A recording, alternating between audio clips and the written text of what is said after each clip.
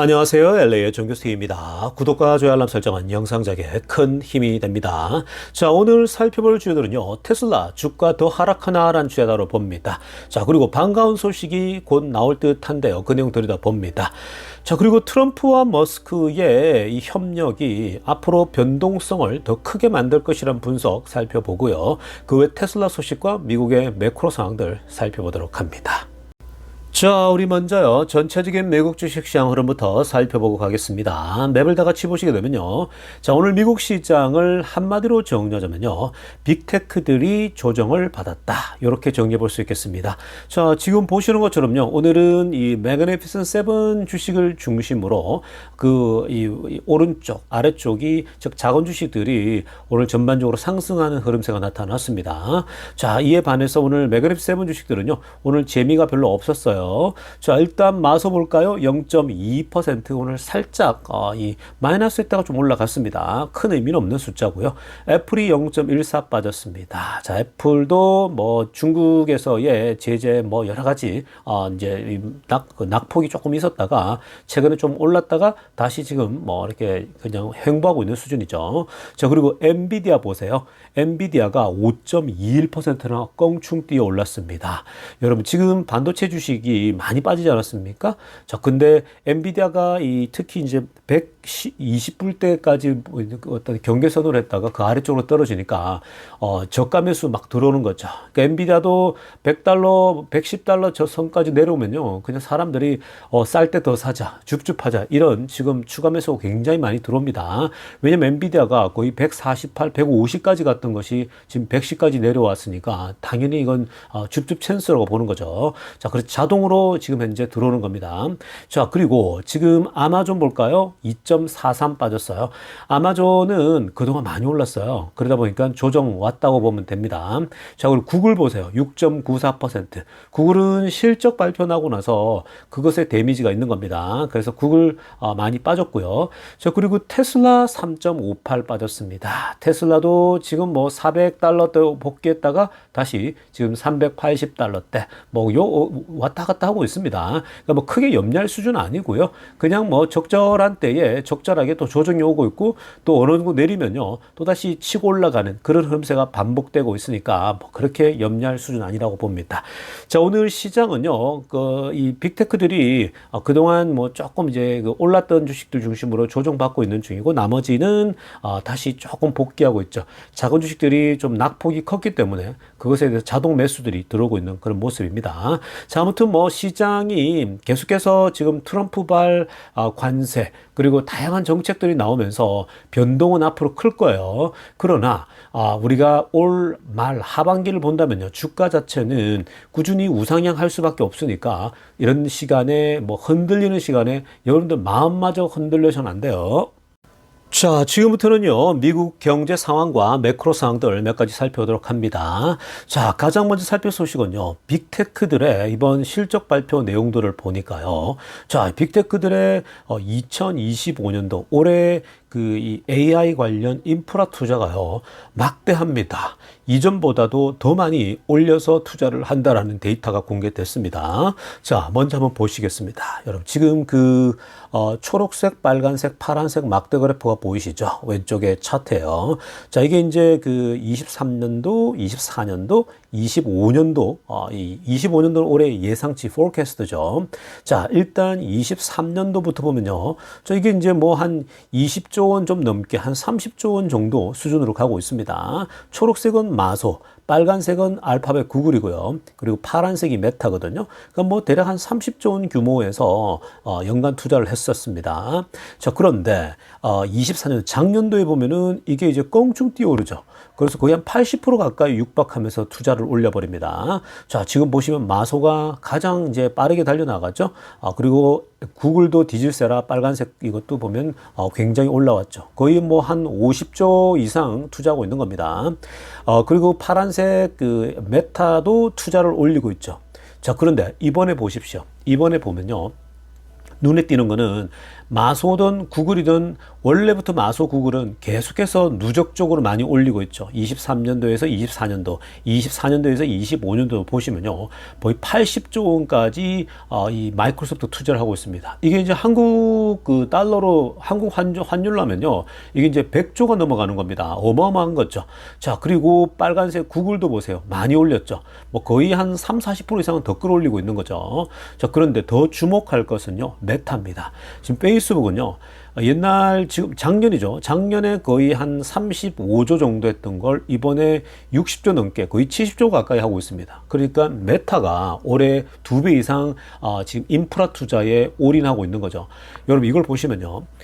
이 지금 메타, 마소, 구글이 인공지능 소위 말해서 그 이 데이터 센터 있지 않습니까? 그 인공지능 관련 인프라를 까는데요. 어마어마한 투자를 하고 있는데 원래 메타는 자체적인 그 소위 데이터 센터라고 하는 이 아마존, 구글, 마소가 주도하고 있잖아요. 1등, 2등, 3등으로요. 근데 이 메타는 그렇게 그걸 갖고 있지 않았거든요. 근데 이 클라우드 서비스나 이런 것들을 드디어 메타도 이제 인공지능 시대에는요. 디질세라 뭐 어마어마하게 쏟아붓고 있는 거예요. 그래서 마소, 구글, 메타 전체가 지금 미친 투자를 하고 있거든요.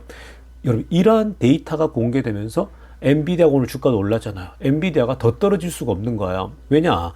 이런 빅테크들이 지금 계속해서 매년 이 인프라 투자에 어마어마하게 열을 올리고 있거든요. 그러니까 여기에 얼마나 엔비디아 칩이 더 필요하겠습니까? 올해 이렇게 투자하면요. 지금 이게 그 앞으로 데이터나 인공지능 쪽은요. 계속해서 빠르게 데이터 처리를 해줘야 되기 때문에 더 많은 투자가 계속 필요하겠죠. 그래서 이들이 투자가 계속 확대되고 있는 상황에서 이거 여러분 엔비디아 주가가 안 오를 수가 없는 겁니다. 자, 그리고 이런 빅테크들이 투자를 하잖아요. 그러면은 중간 사이즈의 기업들 있죠. 이들도 이렇게 투자를 해야 돼요. 쫓아가려면요. 그러니까 그들도 지금 데이터 처리에 있어서는 엔비디아의 칩이 절대적이거든요. 자, 그렇기 때문에 오늘 엔비디아가 또다시 나홀로 뭐 4%씩 오르고 5%씩 오르고 그렇게 하는 겁니다. 그러니까 엔비디아가요. 지금 최근에 어떤 중국 규제랄지 뭐 반도체법이랄지 뭐 등등에 의해서 이런 악재가 터져서 떨어지잖아요. 엔비디아 투자들은요. 그냥 줍줍할 좋은 기회인 거예요. 110달러대 온다? 너무 좋죠. 만약에 뭐 100달러 초반까지 내려오면 너무나 땡큐인 거죠. 그래서 140, 150까지 갔던 게 지금 100달러 초반 왔으면 거의 50% 가까이 빠지는 거란 말이죠. 그래서 잘 지켜보고 있다가요. 엔비디아는 나 100달러 초반 오면 살 거야. 혹시나 중국발 뭐 규제가 심해져 가지고 흔들리다 보면 그렇게 될 수도 있거든요. 그럴 때는 정말 줍줍하기 좋은 찬스가 오는 겁니다. 그리고 오른쪽에 한번 보세요. 지금 규모만 보면요. 숫자가 228조 투자입니다. 자, 막대하죠. 이게 이제 캐피털 익스펜디처인데 이들이 이제 이 투자로 현금 투자가 무려 228조인데 합쳐 가지고요. 작년에 150조였어요. 150조에서 228조까지 늘리는 겁니다. 무려 55%나 뛰어오른 거예요. 지금 내년도 굉장히 또 투자가 계속 늘 거라 보고 있거든요. 이 기업들뿐만 아니라 아까도 말씀드렸지만 중견 기업들도 투자가 계속 따라서 확대될 겁니다. 그러니까 결국 이들이 투자를 이렇게 많이 한다? 그러면 엔비디아가 계속 오를 수밖에 없다라는 거. 그런 원리 계속 파악하시면 되고요. 그리고 좀 더 나아간다면 나중에는 이들이 투자해 놓은 것으로 이제 돈을 걷어들일 거 아니에요. 이번에 이제 메타 같은 경우는 확실하게 이 메타 안에서 인공지능을 활용해서 광고를 타겟팅 하는데 훨씬 괜찮아요. 그러다 보니까 기업들이 그런 투자를 선호하겠죠. 자, 아무튼 그런 것들을 좀 보시면 전체 그림들이 보일 겁니다. 자, 이어서 살펴볼 소식은요. 트럼프와 일론 머스크의 요즘 합작품들이 어마어마한 또 이 시장의 충격들을 계속 주고 있습니다. 자, 트럼프는 뭐 관세 폭탄, 뭐 또 여러 가지 또 불법 체류자들을 내쫓기 위해서 어마어마한 인력들을 동원해서 지금 발빠르게 움직이고 있지 않습니까? 자, 그리고 머스크는 머스크대로 도지에 지금 엄청난 움직임을 하고 있는데 여러분 트럼프와 머스크와 트럼프는요. 둘 다 기업인 출신이고 나름대로 각자의 영역에서 어마어마한 기업들을 일으켰습니다. 사실 부동산 쪽에서 트럼프 하면은 뭐 그냥 거의 1등에 손꼽히죠. 그리고 머스크는 이 인공지능, 전기차 뭐 이 시대 최고의 가장 사실 세계 최고의 부자잖아요. 어느 누구도 따를 수 없는 압도적인 부자거든요. 자, 그런데 이 둘이 기업을 이렇게 전 세계적인 기업을 일으켜 본 사람들이기 때문에 자, 기업을 운영한 사람들은요, 이 비용 절감에 있어서는 정말 예민하게 움직입니다. 왜냐면요, 초창기부터 이 기업이 커져갈 때에 가장 중요한 게 이 비용 관리거든요. 뭐 투자도 하고 뭐도 중요하지만요, 결국은 비용을 어떻게, 그러니까 여러분 지금 보시면요, 보통 이 금리가 올라간다, 또 경기가 안 좋아진다 할 때 기업들이 뭐부터 합니까? 기업들이 사람부터 자르잖아요. 여기 그건 제가 지난 뭐 몇 년 동안 계속 봐드렸죠. 고금리 상황 올라가는데 테슬라부터 벌써부터 뭐 10,000명씩 자른다거나 5,000명씩 해고한다거나 하지 않습니까? 그 이후에 빅테크들도, 천하의 빅테크들도 막 사람 자르기 시작하죠. 그래서 그 메타 같은 경우는 2만 명 잘랐지 않습니까? 천하의 구글도 뭐 1만 명씩 해고했거든요. 그러니까 요즘 확실히 그 빅테크들의 취업 옛날에 그 좋았던 시절에 과는 비교했을 때에 한인들 중에서도요, 2세들 중에서도 빅테크 막 들어가고 싶어 했던 친구들이 못 들어간 친구들도 많습니다. 요즘 취업 자체가 이 좋은 기업에는 좀 쉽지 않은 그런 흐름이죠. 자, 아무튼 간에 여러분 이 둘이 그래서 비용 절감에 있어서는요, 늘 그게 뼈에 사무쳐 있는 사람들이기 때문에 자, 정부를 이제 잡았어요. 이 기업, 특히 이제 이 정부를 하나의 기업으로 봤을 때에 여기에 지금 잉여 인력들, 도무지 소위 말해서 생산성이 없는 그런 공무원들이 너무나도 많거든요. 제가 늘 말씀드리지만 미국은 정말 한국 공무원에 비하잖아요. 정말 한심하다 못해 정말 답답할 정도죠. 그래서 그들은 그냥 사실 적절히 빨리 다이어트 해가지고 정리할 건 정리해버려야 돼요. 근데 미국 이 소위 행정부를 잡은 사람들이 공무원들 처리하는 게 만만치 않죠. 왜냐하면요, 관료적으로 자라오고 정치적으로만 살아온 사람들은요, 절대 할 수가 없어요. 절대 그게 할 수가 없는 겁니다. 근데 기업인 출신들은 그게 가능해요. 왜냐? 회사를 운영하면서 그걸 해봤거든요. 그러니까 해봤기 때문에 지금 정부의 이 비효율적으로 돌아가는 이런 모습들을요, 그냥 쳐다볼 수 없죠. 더군다나 머스크는 트럼프가 볼 때 그냥 최고의 탤런티드 퍼슨이라고 보고 있거든요. 정평이 나 있는 인물 아닙니까? 머스크가 딱 보니까 이 정부 빨리 관리해야 된다. 그리고 머스크가 이미 트럼프에게 그런 얘기를 많이 했을 겁니다. 어떤 얘기냐면, 이 과거에도 보면은 머스크가요, 굉장히 많이 비난했던 게 뭐냐면은 정부가 너무 많이 돈을 함부로 이렇게 쏟아낸다라는 거예요. 너무 과도한 지출은 결국은 인플레를 자극한다는 거예요. 그래서 머스크는 인플레를 만드는 원인들은 기업이 아니라 정부라고 얘기를 하죠. 그러니까 몇 가지 이유가 있는데 정부가 대표적인 이 인플레 자극범이라는 거예요. 그래서 결국은 정부의 비용을 조절해야 되는데 미국이 돈 쓰는 걸 워낙 잘하다 보니까 비용 조절이 안 됩니다. 그래서 그게 이제 트럼프와 얘기가 잘 된 것 같고, 그래서 트럼프와 머스크가 합작해서요, 지금 보세요, 위에 빨간색으로 나오지만 The early Trump and Musk fights over spending이라고 하죠. 그러니까 지금 트럼프와 머스크의 지금 초창기 둘이 지금 둘이 콤보 아닙니까? 둘이 지금 이 초창기에는요, 정부의 비용, 정부의 돈 씀씀이에 어마어마하게 여기에 전쟁을 선포하고 있다는 거예요. 자, 그런데 이건요, 결국 어떤 현상이 나타날까요? 트럼프하고 머스크가 비용을 줄이기 위해서 사람을 자르고 정부에 관련된 것도 지금 USAID라고 막 보십시오, 여러분. 전 세계에 이렇게 돈이 흘러가고 있는 것들 다 정리하고 있잖아요. 자, 그런 정리하니까 어떤 사태가 펼쳐질까요? A taste of the chaos to come이라고 하죠. 그러니까 이 어마어마한 혼란이 찾아온다라는 거예요. 자, 기존에 아무도 하지 않던 거를 해버리니까, 더군다나 비용을 끊어버리니까 대혼란이 오겠죠. 왜냐면 받는 사람들은 편안하게 받고 있었는데, 아무 긴장 없이 받고 있었는데, 이들이 흔들어 버려요. 우리 돈 못 줘. 너무 비생산적이야. 야, 이 돈은 눈먼 돈이야. 안 돼. 이렇게 정리를 해버리니까 어마어마한 혼돈이 오겠죠. 여러 가지 영역에서 혼돈이 올 겁니다. 자, 그러나 결국 길게 보면요, 정말 길게 보면은 미국이 튼튼해지는 방법이에요. 미국이 결국 이런 걸 다 정리를 해놔야 미국이 굉장히 탄탄해지는 겁니다. 자, 그래서 길게 보고 움직여야 되는데 단기적으로는 변동이 굉장히 많을 수 있다는 거. 그러니까 트럼프와 머스크가 만들어낼 변동성. 여러분, 이건요, 여러분들이 이 변동성은 잘 즐기셔야 됩니다. 파도를 타듯이요. 그래서 이렇게 되면 시장은 흔들려요. 그러나 여러분들의 마음까지는 흔들려선 안 됩니다.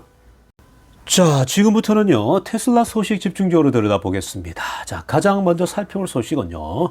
자, 요즘 테슬라 주가가 많이 흔들리고 있죠. 자, 테슬라 주가가 430, 20, 뭐, 여기까지 올라갔다가, 요즘 뭐, 흔들리는 이런 마켓 분위기 속에서 동시에 좀 이제 유탄을 맞고 있는 중이죠. 그래서 380대, 90대 머물러 있는 그런 상황입니다. 자, 여러분. 근데 이렇게 지금 그 테슬라 주가가 흔들릴 때는요, 오히려 자꾸 흔들리는 것을 생각하기보단 테슬라에 대해서 좀 더 본질적 가치를 생각하고, 그리고 테슬라가 올해 지금 어떤 것들을 계획하고 있는지를 좀 본다면요, 지금 우리가 이렇게 뭐 주가가 흔들리는 거에 대해서 마음을 그렇게 쓸 필요 없는 겁니다. 자, 이런 와중에 댄 아이브스가 당연히 또 이런 인터뷰에 나와서, 오늘 슈아브에서 직접 또 인터뷰를 했는데, 댄 아이브스가요, 다시 한번 과거에 했던 얘기를 리핏하고 있습니다. 자, 한번 다시 리마인드 해보겠습니다. 빨간색으로 하이라이트 보게 되면요. 자, 이런 얘기를 했어요. 테슬라 continue to be the most undervalued AI play in the market이라고 하고 있죠. 그러니까 지금 테슬라는 이 AI 시장, 지금 AI 하지 않습니까? 지금 AI 시대인데 AI 시장에서 테슬라말로 가장 저평가되어져 있다라고 보고 있습니다. 여러분, 이게 댄 아이브스가 시종일관 했던 얘기죠. 그러니까 테슬라는 이 AI 시장이 AI 좀 마켓, AI 경쟁 시대에서 이렇게까지 테슬라가 언더밸류 됐다, 저평가되어 있는 것은 정말 역대급이라고 얘기를 하고 있는 거거든요. 사실 지금 AI 하면은 항상 뭐 오픈 AI를 얘기하고 있고, 빅테크들 뭐 매그니프 세븐 중에 마소, 뭐 구글, 또 메타 이런 얘기들은 한참 하고 있는데, 테슬라에 대해서는 AI에 대해서 얘기를 뭐 이렇게 아직도 이 외면당하고 있는 경향이 굉장히 많죠. 왜 그럴까요? 이 자동차 회사로 시작했기 때문에 그런가요? 전기차로 시작했는데 사실 테슬라는 전기차를 하면서도 결국은 이게 네 바퀴 위에 컴퓨터와 같다 그랬지 않습니까? 그래서 소프트웨어 영역에서 이 가장 뛰어난 지금 전기차를 만들고 있는데, 근데 자율주행도 같이 이 같이 가고 있었죠. 근데 테슬라의 자율주행은 결국 로보택시며 앞으로 이게 전부 다 인공지능 분야거든요. 그러니까 인공지능 쪽에서 가장 실제적인 데이터를 많이 가지고 있는 회사가 테슬라예요. 그러다 보니까 지금 자연스럽게 이게 로봇까지도 연결되는 그런 상황이거든요. 그러니까 이게 피지컬 AI의 영역에서 최고인데 여전히 시장은 언더밸류 하고 있는 거예요. 왜 그래요? 앞에서 설명했지만 자동차 회사로 시작했기 때문에 여전히 그냥 포드나 GM이나 자동차 회사처럼 인식되는 경우가 너무나 많죠. 그런 식으로 현재 같이 맞물려서 다른 자동차 회사보다 더 뛰어난 회사, 이 정도로 보고 있다는 거예요. 근데 이제 데나이즈는 항상 이걸 또 강조해주고 있죠. AI 시장에서 가장 the most undervalued 됐다. 이건 꼭 기억하셔야 됩니다. 그리고 초록색으로 하이라이트 보세요. 이게 또 하이라이트죠. I continue to believe we'll be looking at 2 trillion market cap by the end of this year 라고 합니다. 자, 올해 말이 되면은 테슬라는 2 trillion market cap을 가지게 될 거라는 거죠. 테슬라의 시가총액이 이 2천조 원이 될 거라는 거예요. 즉 2 trillion, 2조 달러가 된다는 거거든요. 자, 여러분, 지금 테슬라가 얼마예요? 테슬라 시가총액이 지금 1 trillion에서 1.2 왔다 갔다 하고 있거든요. 그러니까 1 trillion에서 1.2입니다. 그냥 1 trillion으로 보더라도 2 trillion까지 두 배는 뛴다라는 거예요. 그러니까 적어도 테슬라가 지금부터 두 배는 충분히 뛴다라는 건데, by the end of the year, 시점은 올해 말이라는 거야. 올해 말이 되면 테슬라의 마켓캡이 시가총액이 2 트릴리언이 된다라는 겁니다. 자, 여러분, 2 트릴리언이 된다라고 하는 것은 결국 올해 지금 말이란 시점에서 지금 테슬라가 1에서 1.2인데 1.2라 하더라도 대략 뭐 80%는 뛴다는 얘기잖아요. 올해 지금부터요. 그리고 만약에 1 트릴리언으로 계산하면 두 배는 뛴다라는 거예요. 그러니까 주가가 올 말에 됐을 때는 충분히 두 배 정도는 뛴다라고 본다면 지금도 저평가되어 있는 거나 마찬가지인 거죠. 여전히 싼 겁니다. 자, 그리고 아래쪽에 보세요. 댄 아이브스가 뭐라고 하냐면요. 자, 지금 테슬라의 계획 reaffirmed plans for its next generation vehicle platform 이라고 하고 있죠. 자, 지금 차세대 플랫폼에 대해서 뭐 왈가왈부 많지 않았습니까? 올해 못 나올 것 같다. 올해는 로보택시와 자율주행에 신경 쓰느라 안 나오는 거 아니야? 이랬는데, 자, 그거 컨펌 해줬죠. 나온다고. 그게 새로운 플랫폼이 뭡니까? lower cost vehicle이에요. 그러니까 좀 더 저렴한 자동차를 내놓는다는 건데 2만 달러짜리 혹은 2만 5천 달러짜리 이런 자동차가 나온다는 겁니다. 이 생산이 상이 상반기에 움직인다라는 거예요. 저 이거 지난 분기에 발표했었죠? 그러니까 상반기에 이게 출시된다. 이게 아마 모습을 드러내지 않습니까? 그러면 아마 주가가 굉장히 또 반응을 보일 겁니다. 뜨겁게 반응할 거예요.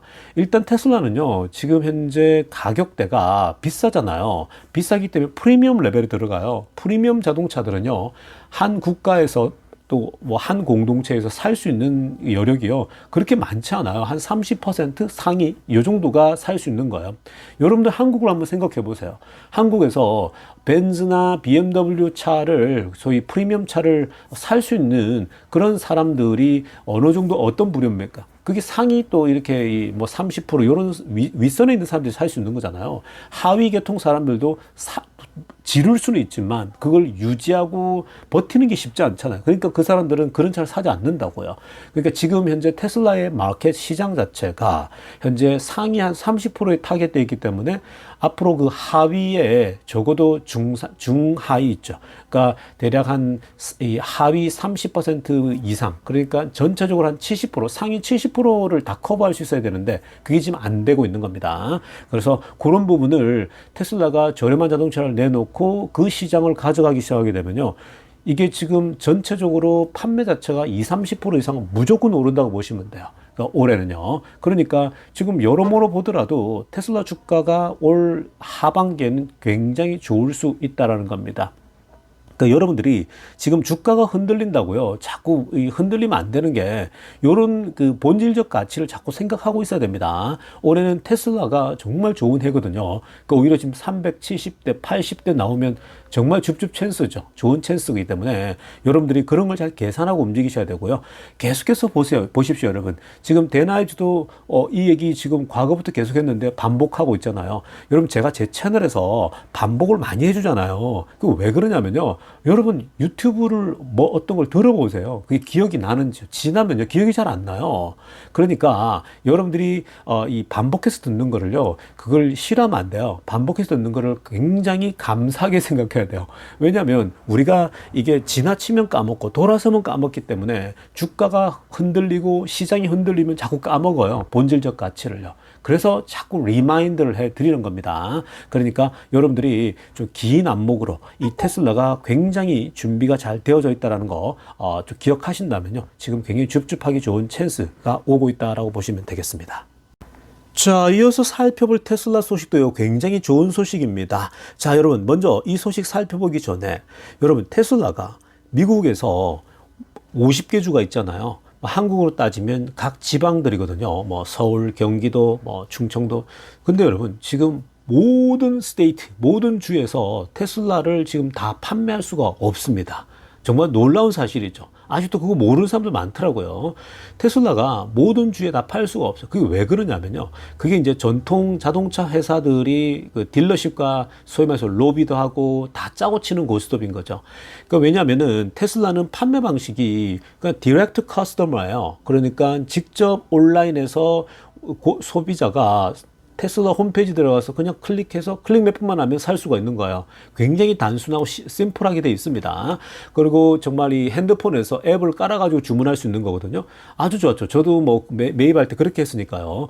근데 지금 그런 방식을 싫어하는 이 각 스테이트들이 많아요. 예를 들면 여러분 지방에 뭐 강원도랄지, 예를 들면 강원도는 우리는 그런 방식 원하지 않아. 무조건 우리 강원도에서 자동차를 팔려면은 니네 딜러십 만들어, 이렇게 할 수 있는 거예요. 왜냐, 딜러십도 하고 뭐 이렇게 해야, 딜러십을 깔아놔야 소위 말해서 이제 그걸 통해서 더 비즈니스가 되고 돈을 벌 수가 있는 거잖아요. 그리고 또 그걸 통해서 그동안 또 이 쌓여 있는 여러 커넥션들이 있지 않습니까? 그렇다 보니까 반대하는 거예요. 그래서 지금 미국도요, 여러 스테이트가 테슬라의 온라인 직접 판매 안 되라는 겁니다. 왜냐하면 그 딜러십들이, 전통 자동차들 있죠, 딜러십들이 다 이 손잡고 국회의원들과 합쳐가지고 우리 테슬라 판매 못하게 하자면서 그렇게 움직인 거거든요. 그리고 지금 보세요, 여러분. 아래쪽에 보시면요, 제가 초록색으로 이렇게 쭉 라인을 잡아놨는데 굉장히 꽤 많아요. 열 몇 개가 돼요. 벌써 스테이트가. 뭐 알라바마도 그렇고, 아칸소, 커네디컷, 아이오와, 캔사스, 켄터키, 루이지애나, 네브라스카. 지금 보시면요, 오클라호마, 거의 다 공화당 국회의원들이 잡고 있는 주들이에요. 그 제가 옛날에 공화당이 잡고 있는 이 시골 같은 이 스테이트를 내가 싫어한다 그랬지 않습니까? 전 테슬라 주주 입장에서 그러는가요?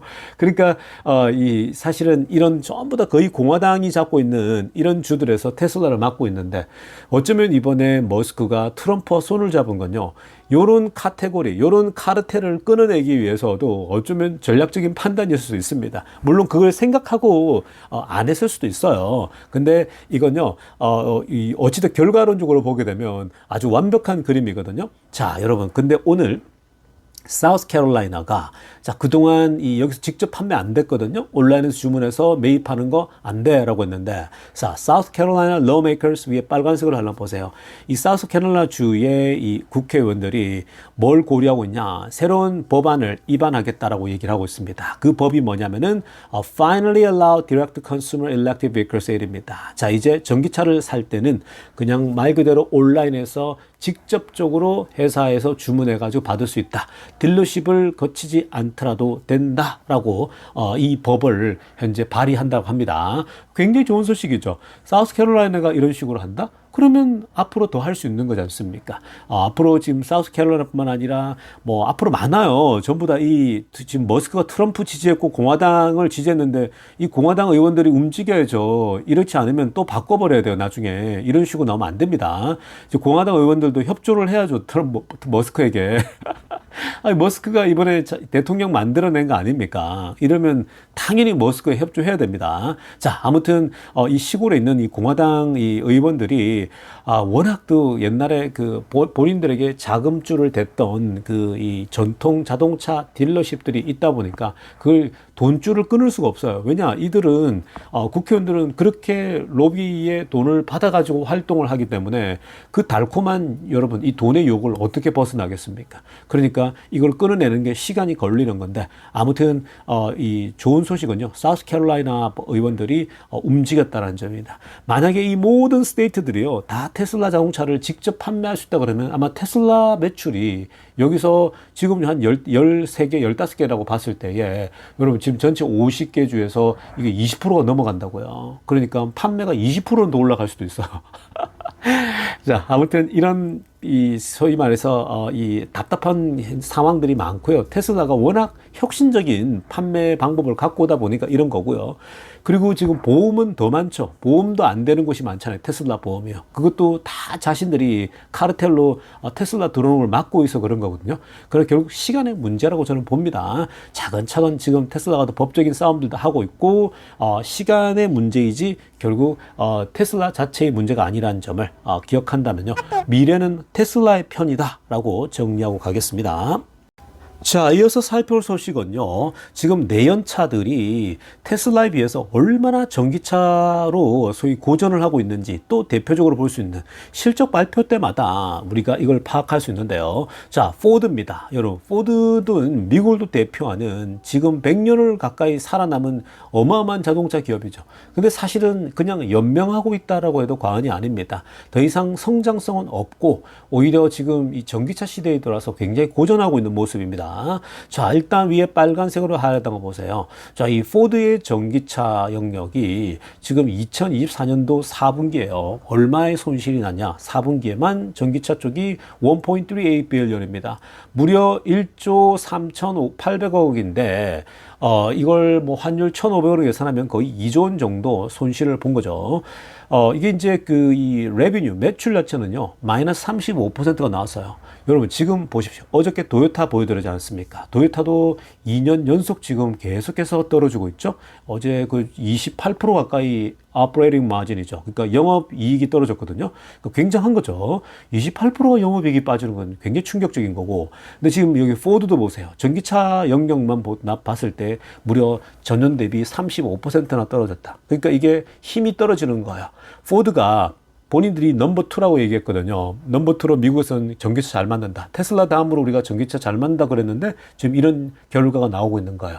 초반 이 좀 분위기 좋았는데 결국은 뒤에 흘러내리는 거죠. 우리 그 뭐 고스톱 용어로 따지면 우리가 뭐 초반 끝발이 개끝발이다 이렇게 얘기할 수 있지 않습니까? 어, 근데 지금 포드도 보세요.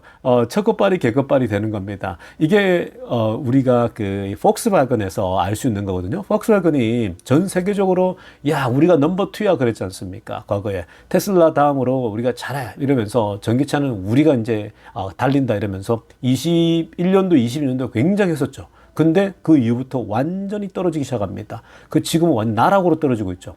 그걸 보면요. 똑같아요. 포드도 이 미국에서 넘버 투 했는데 이제 나락으로 서서히 떨어지고 있는 겁니다.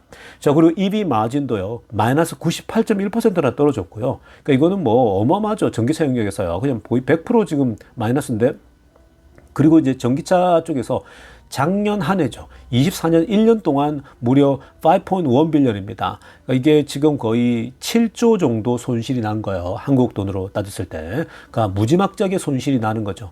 이 정도면 여러분 그 테슬라의 이 에너지 쪽 있죠. 이 공장 하나, 이 상하이 공장이 연간 한 10조 원 정도, 15조 원 정도 환율로 계산해 벌어들이거든요.